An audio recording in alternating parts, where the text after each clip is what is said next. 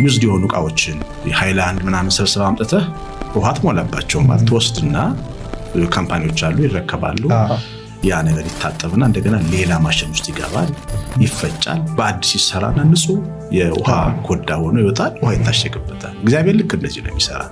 ዝም ብሎ ተራ ሰዎች እንድንሆንና በዛ ልክ እንድንባረክ አይፈልግም። አይምሮ ያላቸው ጥበብ ያላቸው የተሰሩ የታነጹ ሰዎች እንድንሆን ይፈልጋል።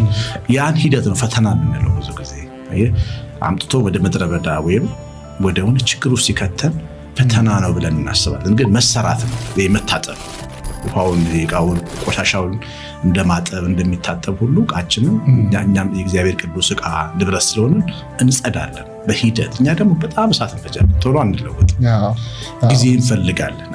በጊዜ ጊዜ ሂደቱ ብዙ ስለሆነ አንዳንድ ሰው ተስፋ ይቆርጣል፣ ይማራል። ግን ከእግዚአብሔር ጋር እየተሰራው ነው ብሎ አንድ ሰው ማመን አለበት። ለማመን ደግሞ ማወቅ አለበት። አሁን ቅድም ያለውን ነገር ፈተና ነው ብሎ ሲረዳውና እየተሰራው ነው ብሎ ሲረዳው ይለያል። ስታውቅ እየተሰራው ነው ብለህ ነው የምታምነው። ቆሻሻዬን እያራገፈ እየገዘረኝ ነው፣ ሸለፈቴን እየጣለ ነው እያልክ ነው የምታስበው።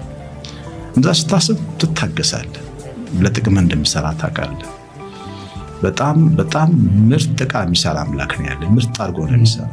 ያን ሁሉ በምድረ በዳ ውስጥ እግዚአብሔር ዓለምን ለ1400 ዓመታት ለጥቀጥ አድርገው ገዝቷታል። በዓለም ከተነሱ ታላላቅ መንግስታት እንደነሱ ሰላምና ጸጥታን ለሰው ልጆች በመስጠታቸው የተወደደ መንግስት የለም። በክርስቶስና በሐዋርያትም ጭምር የተከበሩ ነበሩ። የምናወራው በአንድ ወቅት ዓለምን ገዝተው ስለነበሩት ስለ ሮማውያን ነው።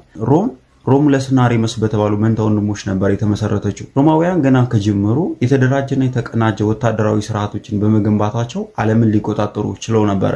ለሚያስተዳድሩት ማህበረሰብም ደግሞ መንገዶችን፣ የውሃ ቦዮችን፣ የመዝናኛ አምፊቲያትሮችንና ሐሳብን የመግለጫ አደባባዮችን በመገንባታቸው ከሁሉም በላይ ደግሞ ሰላምና ጸጥታን በማስፈናቸው በጣም የተወደዱ ነበሩ።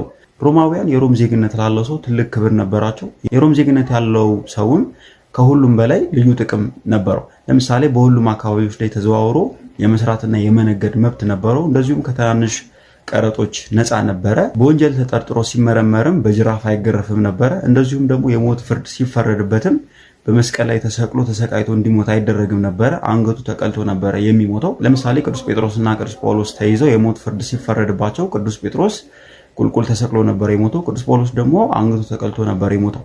ምክንያቱም ደግሞ ቅዱስ ጳውሎስ የሮም ዜግነት ስለነበረው መስቀል ላይ ተሰቅሎ ተሰቃይቶ እንዲሞት የሮማዊ ዜግነቱ ስለማይፈቅድ ነው። በሁሉም ዘንድ የሚታወቅ አንድ አባባል አለ፣ ኦል ሮድስ ሊድስ ቱ ሮም የሚባል፣ ሁሉም መንገዶች ወደ ሮም ያደርሳሉ የሚል። ይህ አባባል ዝም ብሎ የመጣ አባባል ሳይሆን ሮማውያን ከሁሉም አቅጣጫ ወደ ሮም የሚያደርስ መንገዶችን